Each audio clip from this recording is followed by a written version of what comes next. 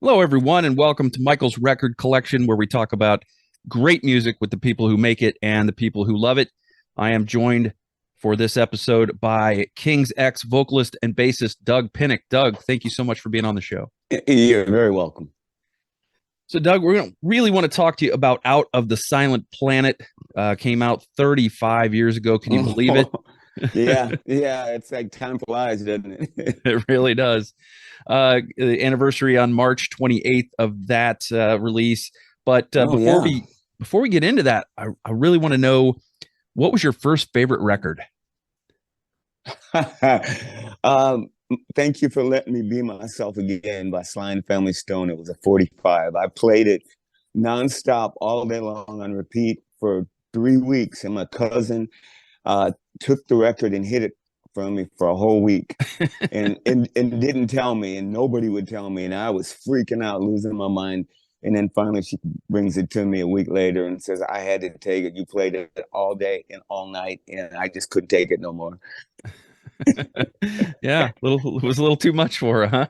Yeah, I was a bit obsessive back in the day when it came to music. Okay.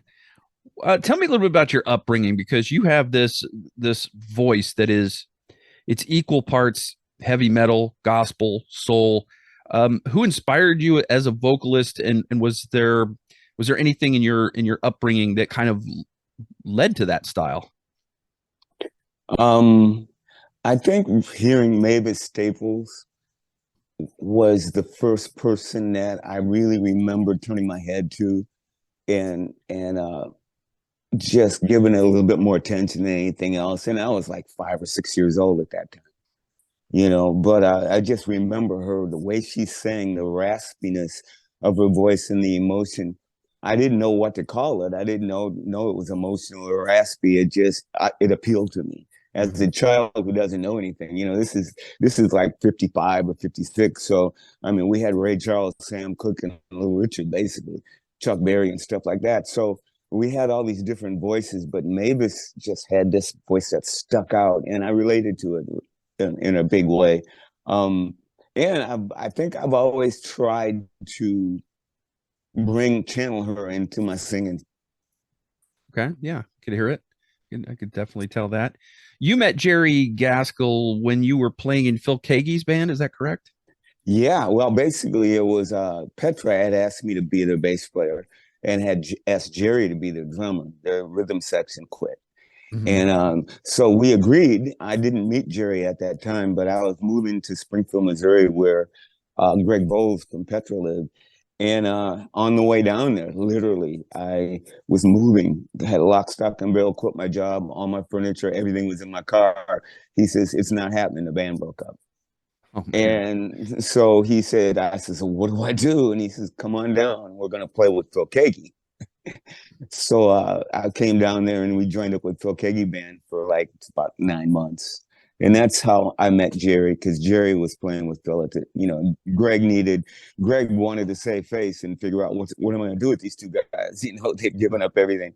And yeah, and so that's how that happened. And then Jerry and I just stayed together after Phil. It must have been quite a musical education for you playing in Phil's band. What was that? What was that like? It was a nightmare because he's so good. And I was not, I mean, I didn't know any of that stuff. I was just a little funk bass player who liked to play, rock and have a good time. I wasn't a jazz player. I wasn't a guy that knew all those notes and progressions. And Phil was very jazzy orientated. He's just his own guy, and he would make up riffs like, I mean, he'd say, "Hey man, we'll get ready to go on stage, but I just made up this riff. It goes," and he says, "I'm gonna start playing it. We'll jam on it. It's easy. It goes like this." And I'm going, "Okay, we go on in 5 minutes." And I'm sitting there going, I can't even wrap my brain around this. And then we go out there and he'd start playing it. And I just go, "Okay, what do I do?" So I would just try to fake it. But yeah, it was rough playing with Phil. He said that we were the best rhythm section he ever played with, because me and Jerry were, no holds barred. We pounded. I mean, Mhm. that's one thing we could do, is lay it down.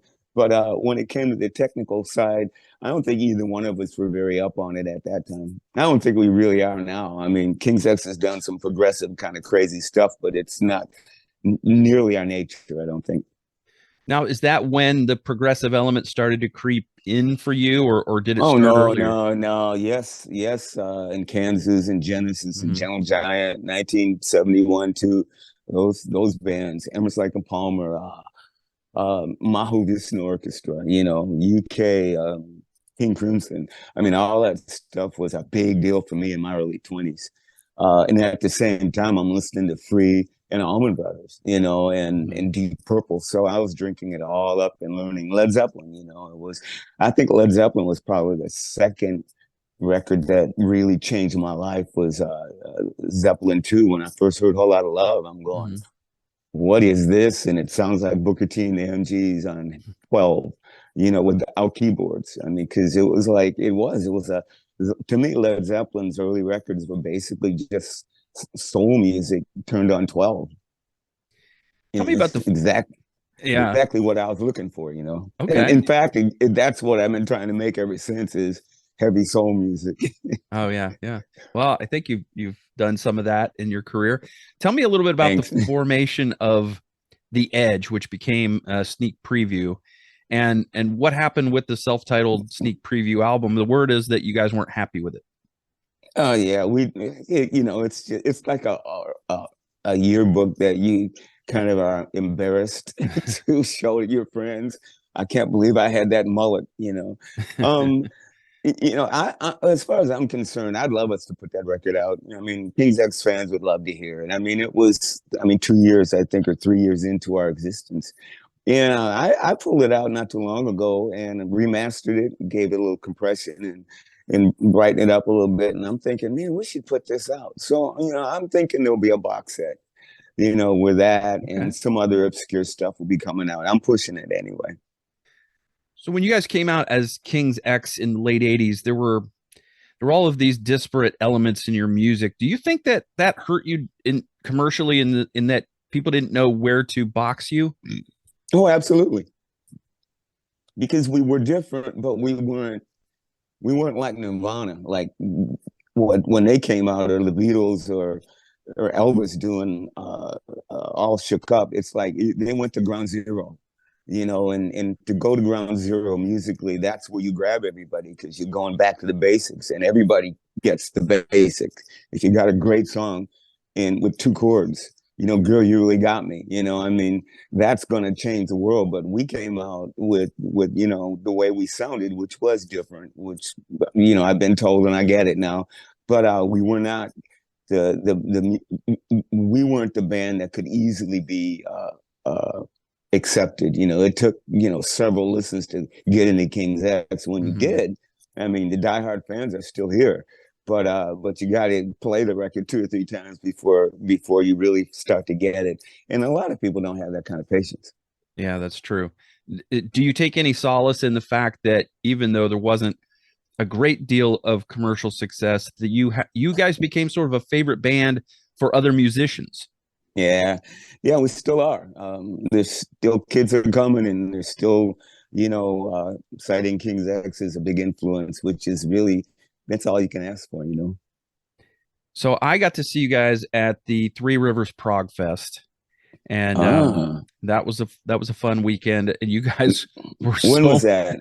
it was God. That was what? Oh, man, that was maybe around 2010 somewhere or 20, Okay, all right, 2009. okay, But all right. yeah, in Pittsburgh, and I got to tell you, you guys, of all the bands that played that weekend, you guys were by far the loudest band. There's this little three piece, and you're just like shaking the rafters of the Pepsi Roadhouse there. Yeah, that's what we do. Yeah. So I was impressed with the I mean there were bands on that weekend that had eight or nine guys, and they had all these extra instruments, and they were nowhere near that volume level, and it was interesting. Um, Now, I know that some people had sort of labeled you guys a Christian rock band back in the day. Hmm. Is that another thing that sort of you think might have held you back a little bit? Definitely in some areas. because at that time it wasn't cool to be a Christian band in the secular world, not at Mm-hmm. all. I mean, there was no Striper, or maybe Striper had just come out and they kind of got away with it.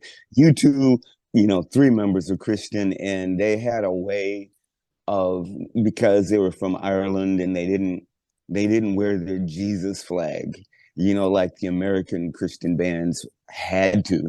Mm-hmm. And so they people accepted them because on the merit of how interesting their music was and how good it was, not because they were Christians in them. Mm-hmm. And we knew that. We knew that if we called ourselves a Christian band, that we would be put in a box and we would never be able to get out of it. And we wanted respect from musicians, not to be judged because of our faith, but because of our music. And so we really work hard at staying away from the Christian thing. But at the end of the day, the lyrics were a bit spiritual, and the Christians latched onto it. And the people that didn't know how to market us, which was basically the whole media, Mm-hmm. kind of had to put the J on King's X, the C word. And Mm-hmm. and Yeah. so, there's a lot of people that never knew and never even thought of it. I mean, I run into so many people, I didn't know you guys were Christian. And I go, we weren't. And I didn't even think about it. I just loved your lyrics. They were spiritual. And so I don't think it was really a big deal. I really don't think so. I think the combination of all of it, we were just a hard sell, Yeah. you know. So here's this band playing heavy music with elements of funk and heavy metal and rock Hmm. and throwing in these just amazing, beautiful Beatles-esque power pop harmonies. It really was music that defied a box, and the music industry, if nothing else, they love to put you in a box. Yeah. Yeah. And they have to. That's the only way they can make money. Yeah. So, and then I'm sure that the people picked up on the fact that Out of the Silent Planet is the name of a C.S. Lewis book, and then that Only ties back into Christians, that. only people who were Christians, and that wasn't a lot of them. Hmm. C.S. Lewis is an author that who was professed to be a Christian, but his books are really unconventional. He goes after Christianity in a way that we all can appreciate it. He pulls the bullshit out and shows, I mean, he just made sense of it. Hmm. And that's what we loved about it. He was very controversial. Some people didn't even believe he was a Christian. And Jerry and Ty and Sam, they really, really liked his writings. I never read anything by C.S. Lewis. I just went along with him. All right. So whose idea was the title? Um, I think it was Sam's. I Okay. think because that was the name of wasn't the book named Out of the Silent Planet? I don't remember. I don't remember. Wow, I know Ty and Jerry would remember, but I don't remember who came up with the name Mm, of the Silent Planet. It wasn't me this time. okay. So Out of the Silent Planet came out, as I mentioned, March 28th, 1988, coming up on Yeah. 35 years as you and I record this. And amazing anniversary for an amazing album. It was um, personnel, obviously yourself, Doug Pinnick on vocals and bass, Ty Tabor on guitar and vocals, and Jerry Gaskell on drums and vocals. And the three of you, how did you develop your sound together? Because the harmonies and the heaviness of the music, that might be something that some bands would figure out because of they juxtapose against each other. It's like we have a little of the sweet and a little bit of the sour, and then but on top of that, you have this incredible funk and gospel influence in the music. How did you settle on your sound? Did that come from jamming, or did you talk about what kind of music you wanted to make? No, we never talked or anything. I just started writing all these crazy songs, and they just start playing them. It's bottom line. I mean, there's no thought behind it. When we first got together, I had about 20 songs, and we learned them, and we started playing. I I just write like I always do. It might have a little groove to it. It might be heavy, might be gospely, it might be metally. It all depends on what I'm feeling. I'll just write whatever's in my head Mm-hmm. and whatever, because there's so many genres that I love. And, you know, my music teacher in school said that if I didn't learn anything with a music theory class, he said, always remember one thing, that all rules in music were made to be broken. So I kind of took that to heart and decided just to, everything I do now, it's got to have a little twist to it. And just to a fault, Hmm. you know, even the record company, I mean, when they got over my head, they listened to it and they thought, this is a hit, but why do you guys have to screw it up with all these little things in there that, you know, that throws people off? It's hard to sell when there's too much going on. So, I mean, that was a complaint from the record company from the beginning, is that Hmm. there was too much going on and they didn't know how to sell it. But, you know, I've never been able to listen to what other people told me. And when we write music, we just wrote the way we felt it. And you know, if the song was a skeleton and Ty or Jerry or I have an idea, we jam it out. But there's not very much conversation. We're pretty quick at things. You know, it's Hmm. like before you know it, it's done and we're moving on. You know, there's never been a struggle with King's X. And Ty and Jerry are one take wonders. You know, I mean, they have one or two takes and that's it. You don't have to go back and dissect anything or cut and paste or, you know, do anything. They're that good. I'm the one that holds everybody back. Now, when you guys write a song, and some of the songs you have different vocalists taking Hmm. different parts in the lead. Some songs you sing, some parts you're not the lead singer for. How did you make those decisions? Was it based on who brought in the ideas, or did you flesh them At out? the beginning, they wanted me to sing everything just because I'm the lead singer. But you know, Ty wrote a few songs, and and it just got to the point where the more Ty started writing songs, the more I felt like he should sing them. You know, and so you know, like Goldilocks is Ty wrote that, Summerland Ty wrote that, and I sung them. I'm not happy with the way I sung him because I felt like when I heard his demo of it, he had a different kind of a feeling when he sung it. And I felt like I didn't nail what I felt coming from him, which kind of frustrated me because I don't enjoy listening to those songs because I feel like I didn't do them justice, even though argumentatively other people would totally disagree with me. So I'm not even going to go down that rabbit hole. But yeah, so when we got to Dog Man, I remember Ty said, "Doug, you sing them all," because we were like trying to figure out, you know, let's hone in on what we are and see if that's the problem where we can sell some records. And so, I mean, Dog Man was pretty much a one-dimensional record in so many ways, and people still say it's one of our best records, but it was the most consistent we ever put out that we thought you could take that record and at least jam that down people's throats. You know, we had Soundgarden and Alice in Chains and everybody, Pantera, everybody was doing their thing. So we figured, hey, this will work, but it didn't. We didn't sell any records, and we played Woodstock for 300,000 people, and nobody bought the record. And so we just thought, you know, our lot in life is not. We're not going to sell a lot of records or be a household name, but you know, we're a cult band, and it's hey, at least you got that, and we'll be here forever as far as we're concerned. Yeah, kind of like your the old what's the old saying? Your favorite band's favorite band. That's what I've seen that post up, and I go, I love it. Your favorite band's favorite band. That's not a bad thing to be if No, you're it's being not. honest. No, it's not. No, it's not. So, Out of the Silent Planet was produced by Sam Taylor, engineered by Steve Ames. It did Hmm. chart. It reached number 144 on the Billboard Yeah. 200. It was named Album of the Year in 1988 by Kerrang magazine, and Hmm. I mean, there's nothing bad, nothing bad about that. Now, Yeah, no. what can you tell me about the time leading up to and making of this album? What sticks out to you? What do you remember? I remember all the rehearsing that Sam made us do because we met Sam a couple years before that, and he came into the camp and started working us like a basketball team. I mean, he drilled us.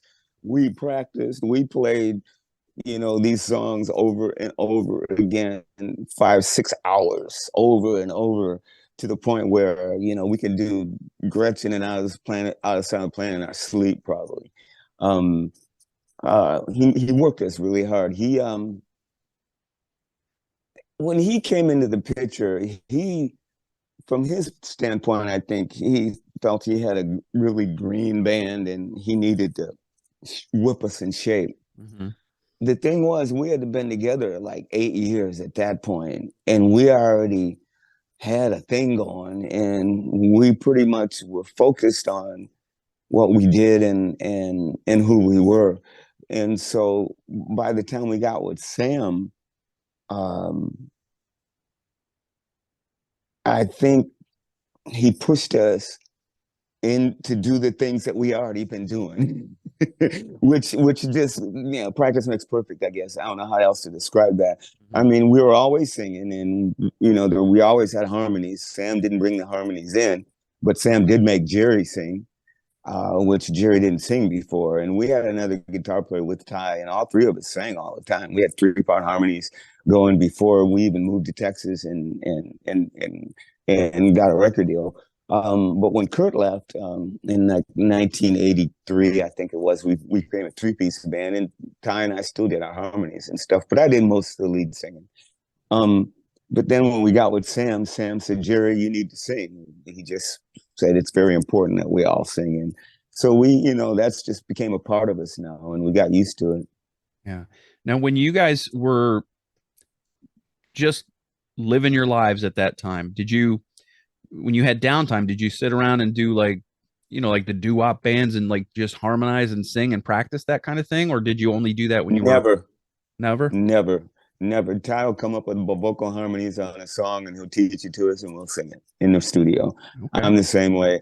I make up all my harmonies and play them for the guys, and then Ty and Jerry will sit down and work on them to make sure that the parts work for them. But other than that, nah, we're a pretty haphazard band. Really? It just sounds so polished when you guys put it down on a record, though. I Um, know it's kind of weird. It really is. It really is. I mean, we're just. I'm lucky enough to play with three people who literally can play in each other's heads.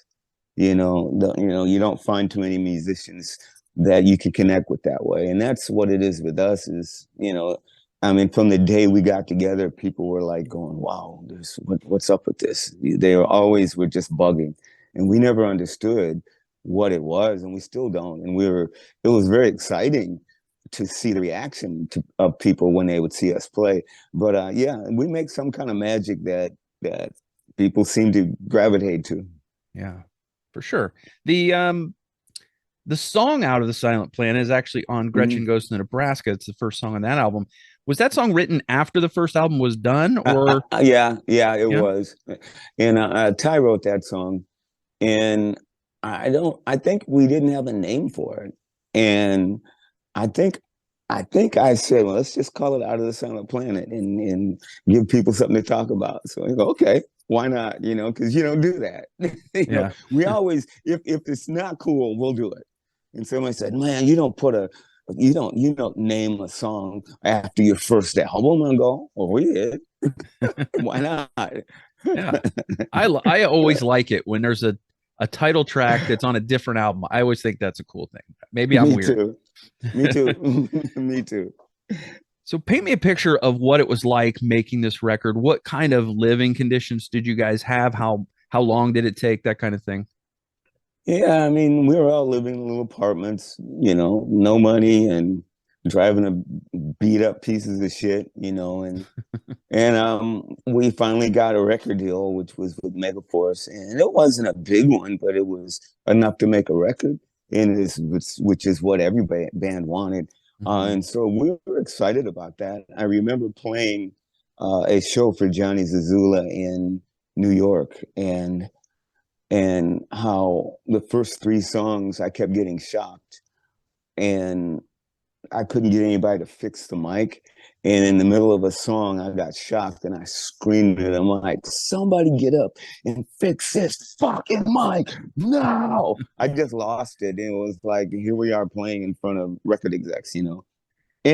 But everybody that was there, including Joey Ramone, who stood in the middle of the floor by himself and watched us, um, they all said that after I got pissed, everything changed and we fucking started playing aggressively and just just and all of a sudden people going, whoa, and that's what got us signed. Um, Ty and Jerry have always kind of they always say that we're just following you, dUg. Whatever mood I'm in, they'll pick up on it. Mhm. And that's just what happens. If I'm angry, they'll be angry. If I'm docile, they'll be docile. It's like we all just kind of play with each other in some ways. And we got signed that night. And I remember Ty and Jerry were just had these big wide eyes. And it was just so surreal. And I remember myself, I got kind of scared because I thought, uh-oh, we're the little fish in the big sea now. Oh my God. Are we that good? Are we good enough to get out here and play with these bands? And I got very scared. But, I mean, we're here and this is why we're here and we're going to make a record and we're going to get out here and do it. So, I jumped on the bandwagon and said, let's go do this. It's hell or high water. Tell me about your studio experience in terms of being a new band. Did they try to save money and have you guys come in at night when the studio wasn't Oh maybe no, no, too no. friendly? We did a proper record. It took us a month. Yeah. A whole studio was ours. It was old school making records back then, though. So there's no cut and pasting. There was no digits. There was Mhm. no all that stuff. So everything was pure and analog. So you had to do a whole take without fucking it up. Or if you didn't, you had to go back and redo it until you did the whole song right. It wasn't very little punching in. Mhm. There's no auto tuning and all that kind of stuff. So it was pretty. You put your head to the metal and went for it. Very hard work. I I didn't enjoy those first few records making them because I'm not used to being under a microscope, and Mhm. especially back then, being a very insecure musician at that time. Anytime you critiqued me or told me I was doing something wrong, I'll go back into my shell. So those outside of the planet for me, it's I feel like an abused child sometimes, Oh man. Yeah. but in my ignorance, I remember doing Goldilocks, and I got the track done, and Ty came in and didn't like it, said I sounded like Tina Turner, and I needed to lighten up a little bit on it. And so I went back and sung it back differently, which at that point I had lost my whole bearing on the song, and so I just sang what I felt they wanted me to, and that's why I have a hard time listening to it now because I didn't own it from my standpoint. I look back now and go, oh wow, it's beautiful. What am I complaining about? But everything to me is tied up emotionally in the way I like something or not. It's not if it sucks or not. It's if I felt good doing it. Yeah. It's interesting to me that so many great songs, not just in your catalog, but in history, are songs that maybe the people that made them had a hard time with, or Oh weren't yeah, weren't that happy with them. I think that turmoil does something to the music that makes it better or something. I think it does. I wish we could tap into that more. So let's jump into these songs. The In the New Age is the Hmm. title or the lead track, I should say, and Hmm. it lives up to its name. It's got this long, lengthy new agey intro to it. And Yeah. then it kind of sounds like the Beatles on steroids. And then your vocal part comes in with this heavy soul feel to it. That is Yeah, an it's interesting song to lead off with that kind of a long new agey that, intro. that was pretty ballsy. That's yeah, it was. I was concerned about it. But I was vetoed and we put it on first. I think that new age stuff was way too long. At that point, I would have took the record off and put another record on. Mm-hmm. I said, this is so long, this intro. No, it's gonna work. Okay, trust us. And nobody complained, I guess. So Yeah. I think the second half of the song is just so good that nobody worries about it anymore. okay, good. Yeah, that she's so heavy meets Sly and the Family Stone. Yeah. Yeah, that's perfect description. So you talked about Goldilocks and how you weren't comfortable with it because you felt like it was more Ty's emotional connection to that song. And Hmm. it's got these it's got your beautiful three-part harmonies. It's kind of a metal ballad.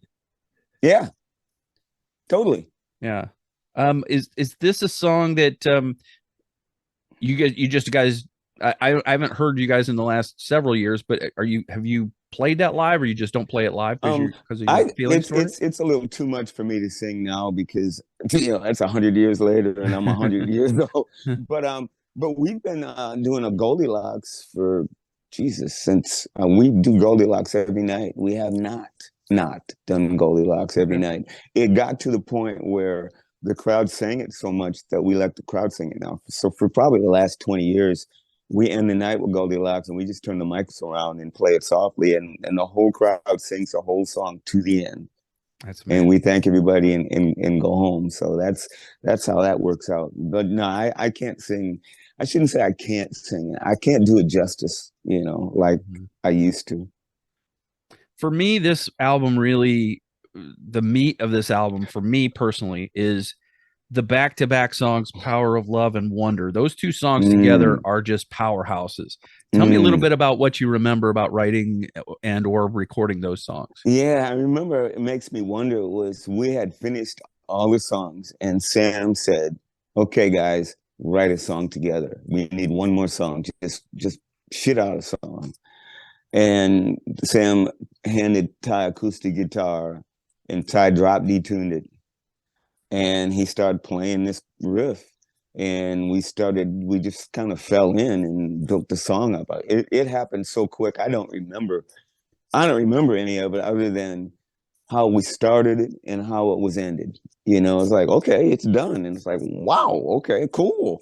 Even when listen to it now, if I pull it out, I'm kind of I'm not attached to it. I just go, wow, where did we come up with that? That's a lot of cool stuff going on in there that I don't remember, you know. Um, Power of Love, I was just trying to do a Metallica thing, you know.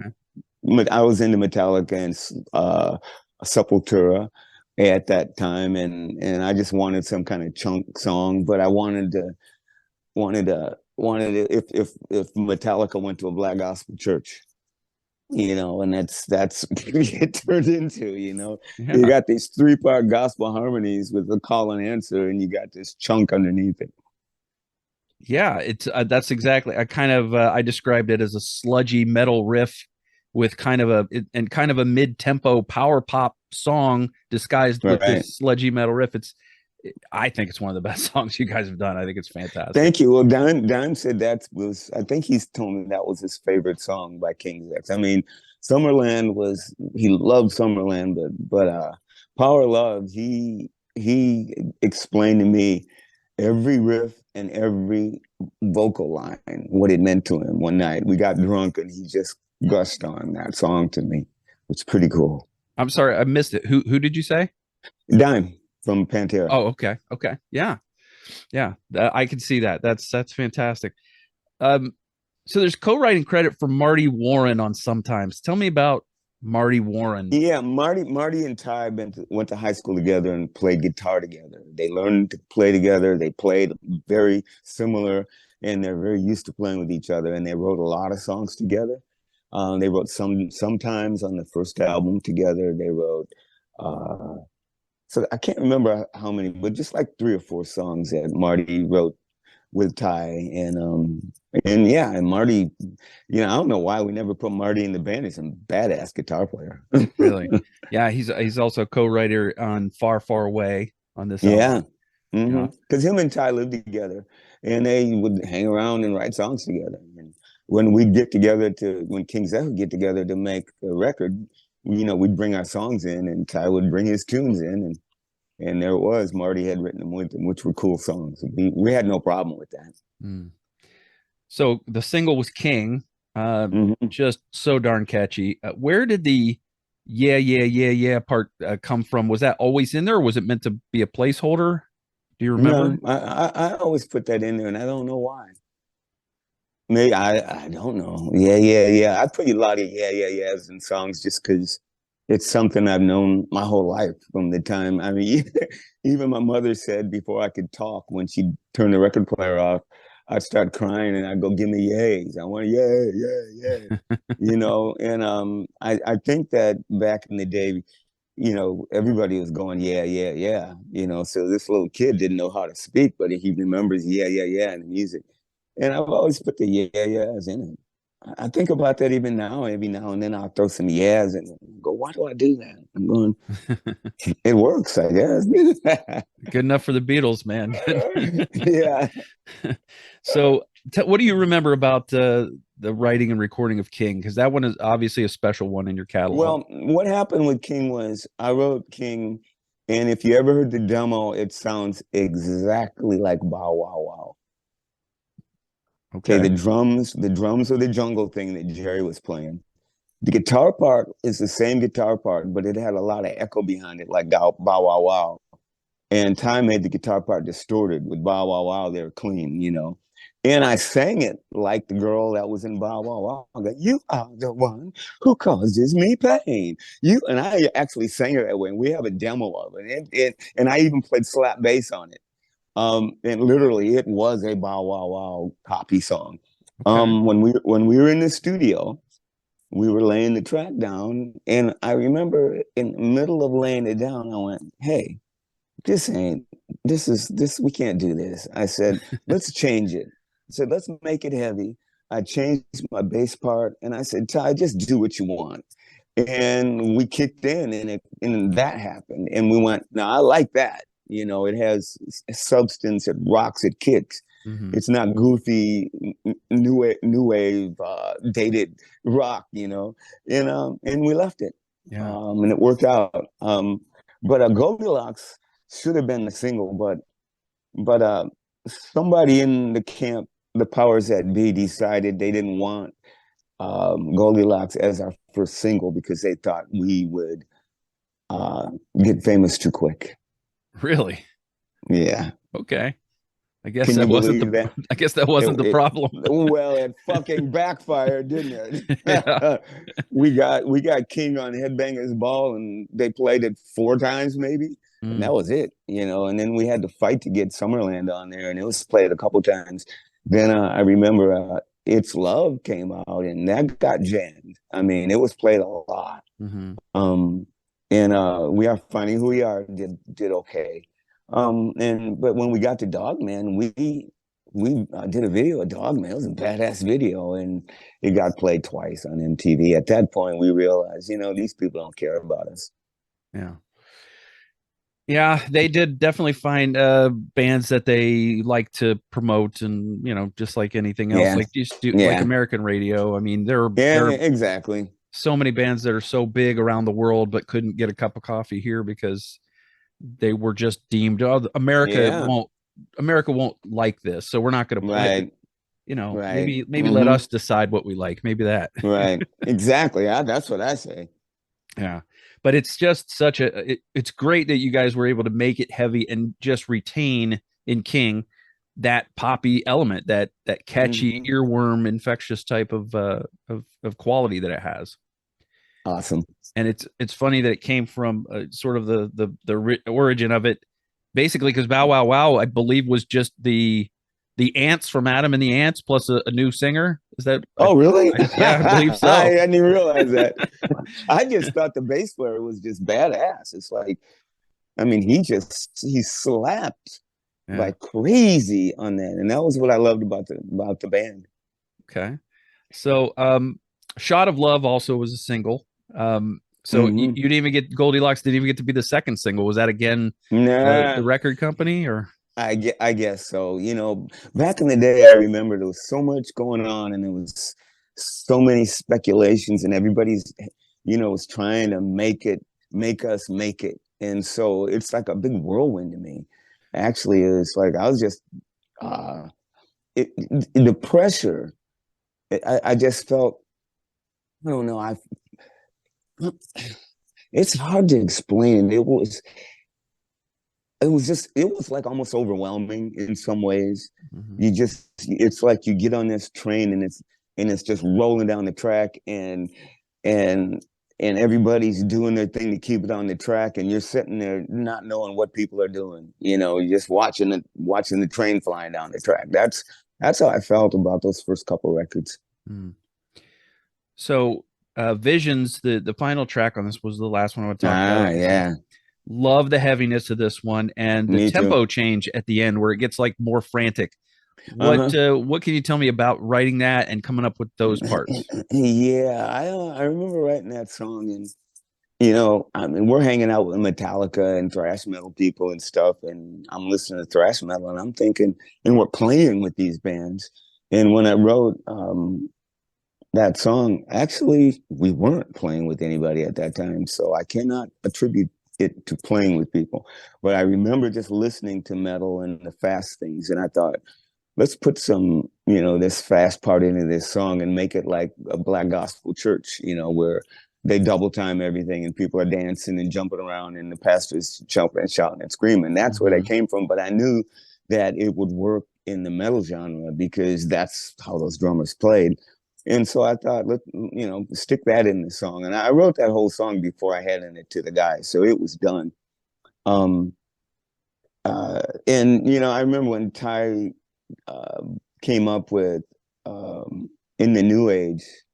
No, Pleiades. He wrote Pleiades, and it didn't get on the first record, but he wrote Pleiades a couple years before that. And I remember the drop D tuning was so unique and so easy and was so inspiring that I went to my house and drop D tuned my guitar and wrote almost all the songs that I put on the Out of Sound Planet record in drop D tuning, which Okay. was a whole new thing for me. All the songs I wrote before that didn't have that type of tuning, so Hmm. they were more like over my head and uh,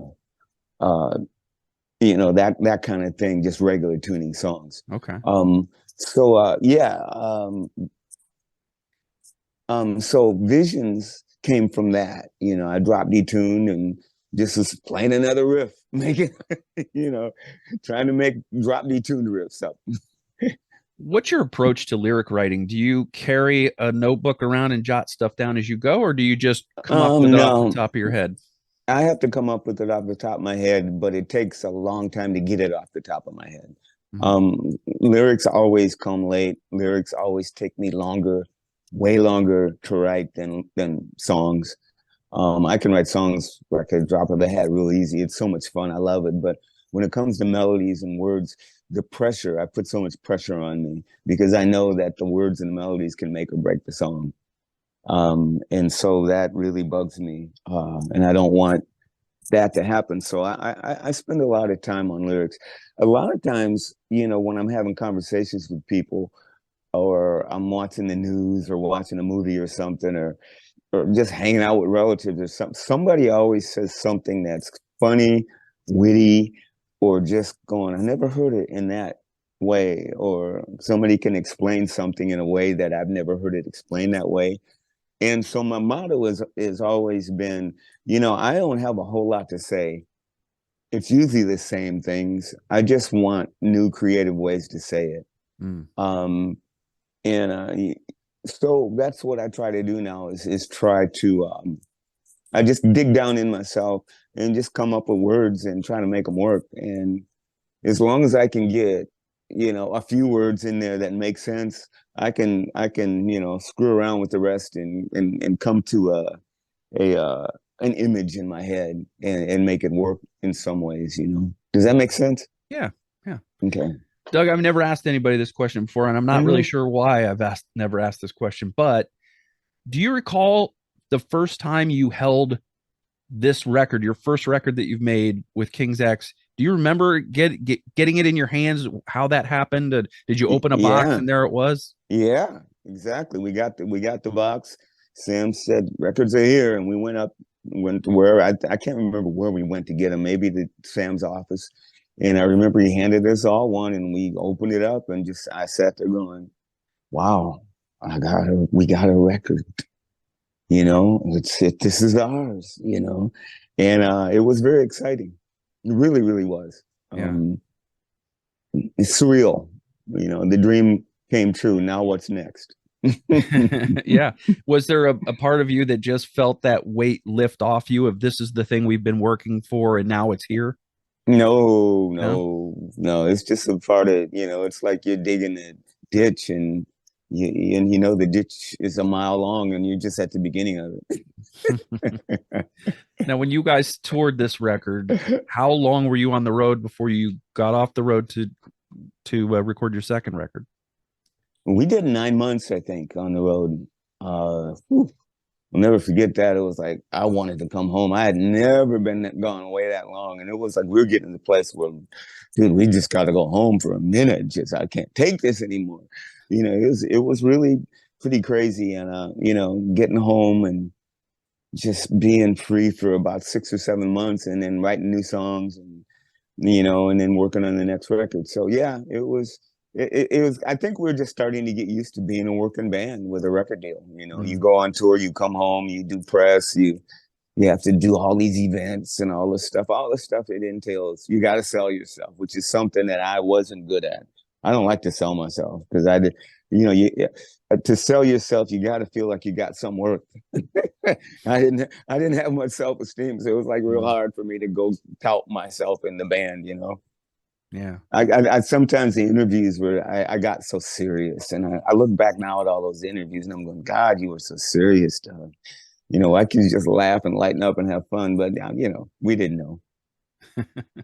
Yeah, I can. Well, I think a lot of people can relate to maybe not feeling secure with themselves and not wanting Yeah, to sell themselves. So I think it's a right. very human thing, and Nah, and people don't think about that in their quote unquote heroes or rock stars. They don't think about well, they don't. them having those same insecurities. Yeah, they think every second of our life is ecstasy. Oh, we're doing what we want to do. We're playing for people. We're doing what we love. Oh, you open your mouth up. You must be so happy you can sing. Oh, you must be so happy that you can sing so well, or blah, blah, blah. Hmm. And I'm going, that is not what goes on in our minds at all. And it's like, we think we suck. We're always critiquing ourselves. We're always trying to push the envelope, trying to achieve that that thing where we could say that was a good song, Hmm. instead of tearing everything that we do apart. Like I always tell people, it's like when you look at yourself in the mirror, what do you think? Do you say, "Oh my God, I am so good looking. I am so proud of myself. Oh, it's been so long. It took me so long to get this beautiful. Oh my God, I hope everyone loves me." That is not what you think. And so making music is the exact same thing. It's like looking at yourself in a mirror. Hmm. If you love it, you got problems, buddy. You're not gonna go far because you love yourself too much and you're not gonna get any better. Hmm. Yeah. Doug, how much say did you guys have in the artwork and the presentation of the album? On the artwork, we really worked hard on, but it was more Sam's thing. Sam wanted us to have album covers that was made by the same person to get that consistency, like the Hmm. Iron Maiden thing, and Sure. and Sam was trying to get our brand going, and he would come up with all these ideas. And we're a kind of a spontaneous band. We don't like pretense. And so when Sam would come up with things, we totally vetoed him all the time. I mean, he wanted to because I was 40 years old or 39 years old when that record came out, and I looked like I was 21. So Sam wanted me to just name myself Boy, just BOY, like Sting, Mm. and I went, no. And we argued about it. And I says, no. I said, my family's last name is Pinnick. And if I changed my name and went out there and became successful, I would break my family's hearts. I says, I am Douglas Pinnick. That's my name, Doug Pinnick. And he didn't argue with me about it. But, for all I know, if I had to call myself Boy, I might be a household name. Who knows? or Maybe. the controversy or the controversy of being black and being called Boy. you know Yeah. That's probably a suggestion that looking back, that wasn't a great idea. no, we vetoed that one. Sam Yeah. got his way a lot, but that time he didn't. So anyway, Sam knew this guy that was a painter. He painted pictures, and he painted pictures for NASA, illustrations for NASA, and he showed us some of the guy's work. And so Sam called him up and said, "Would you draw a album cover for us based on Out of Silent Planet, the book?" And so he did. And he said, "We want put a Texas kind of image in there because Sam always believed like he came from the ZZ Top camp. He was assistant manager to Bill Ham and ZZ Top, and his whole thing was the way ZZ Top did it, being that little old band from Texas, being Mhm. the band that nobody knew much about, the band that everybody played in the band and nobody really talked. And it was this, he wanted us to be this kind of this mystery like ZZ Top was, and really have a lot of talk about Texas and imaging, because if you put Texas in your music in Texas, Texans will never ever not champion you. Texas is a different thing. If you talk Texas, you're a part of the family. Mhm. And if you look at ZZ Top, their whole thing was Texas. I mean, it was so Texas that I wanted to live in Texas. You know, all the Mexican Blackbird and LaGrange and all that stuff. I'm seeing pictures of riding down dusty roads in Texas. You know, and even now I look back at when I watched the documentary on ZZ Top, it was like it was all about Texas. Yeah. And that's what was the endearing thing about it. And that was their mascot. And Sam tried to do that with us, and we were pretty resistant, Mm. as we are with just about everything anybody comes along with. King's X is pretty hard to work with because we just won't listen to anybody. We're going to do it our way to a fault. Yeah. That's a fantastic documentary, by the way. Great. That It ZZ is. Top. It really is. So, this album, and I got to tell you, you're absolutely right. You looked so much younger than your actual age when that album came out. It's ridiculous. Yeah. uh, you guys definitely had the look there at the time that you could have made it. But again, I think just that they just didn't know what to do with you guys. Yeah. You defied being pigeonholed, and that's, to Right. me, as a progressive rock fan, I am champion of that. I think that's Hmm. the way it should be. But Me too. so many are willing to go, okay, we'll tone down this part of thing that we like to do this and be successful. And you Yeah. guys you didn't make that compromise. No, we could have, but we didn't. Yeah. So looking back at this record 35 years later, what are your overall thoughts about Out of the Silent Planet? How do you reflect on it? Well, I've hated that record for years and years and years until about a year ago, because I never play it. Mm-hmm. And I had a few drinks and smoked a bunch of weed and thought to myself, I'm gonna put this record on, put my headphones on, and just listen to it with an open mind. Just come on, dUg, you can do this. Stop hating this record. And I did. And for the first time, I was blown away actually, because it was everything that I wanted it to be, but I didn't realize it at the time. I mean, Alice in Chains put their first record out, and Soundgarden, all those bands put their music out, and it was so heavy, and had this drop D element, and it had all this angst and stuff, and I just, I was so jealous of all those bands, even they're my friends too. And I thought Alice on the Planet was just a weak rendition of what came after that. But now when I listen to it and realizing that there was nothing before that to compare it with, and for what it is, it's pretty crazy innovative record now that I look back at it. Mm-hmm. But when it first came out, I was like going, man, it's so weak. There's hardly any cymbals. It sounds like there's no power to it. I just felt like it was just a really sonically weak record. Well, I'm glad you were able to at least make peace with it. And Yeah, I and did. and obviously live is a different animal because you've been playing some of these songs Oh for many, many yeah. years. Hmm. Well, I mean, we wanted the record to sound like we did live, Mm-hmm. but back in the day, studio producers and engineers had another mindset. It was all about clarity and cleanliness, and take a week for drum sounds, and all these things, and not too much low end in your bass rig because it's going to screw up the mastering, or not too much high end here, and and there was just all these rules that you had to follow to make analog music, to Mm-hmm. make sure it was the clarity of it. And to jump forward, when we got together with Brendan threw all that stuff out the window and was just turning knobs and turning things up and down and making it rock. And that's what I was wanting the first four records to sound like. But you know, they are what they are, and they did progressively get better. I mean, like Gretchen Goes to Nebraska.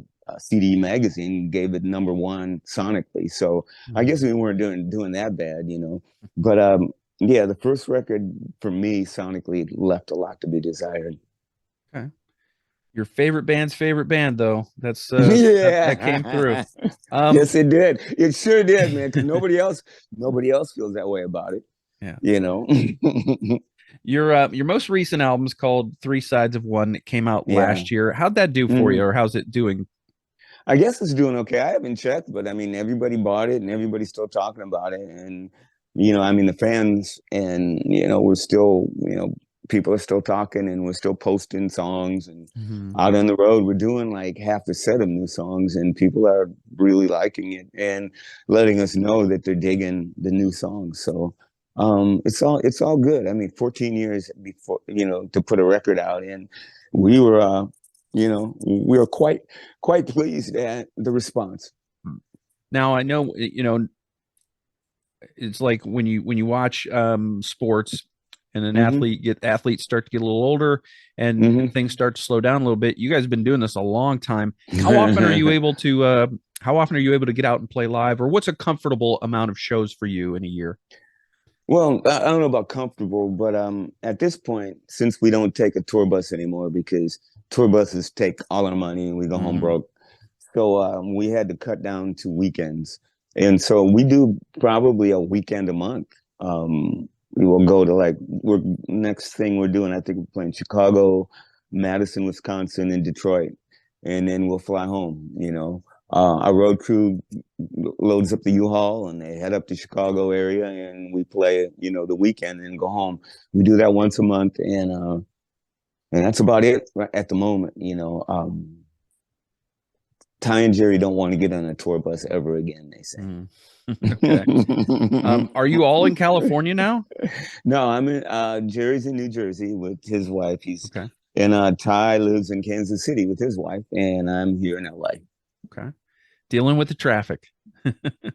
I don't, you know, I don't have to go anywhere. And when I That's do, good. I just deal with it. Yeah. And usually it's in the evening if I'm going to the whiskey or going to Rainbow or going to see a band.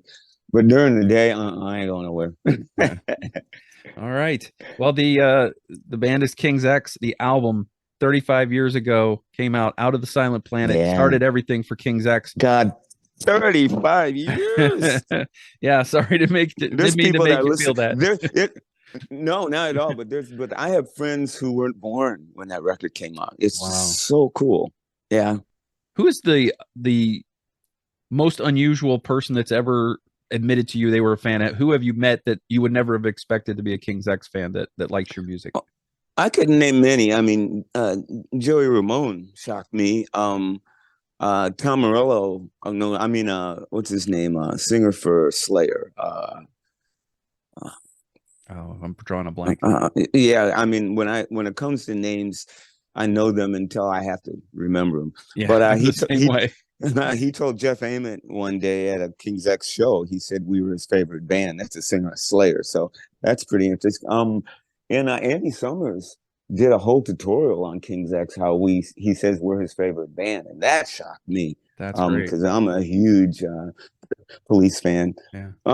But you know, I mean the like when you're saying, you know, your favorite band,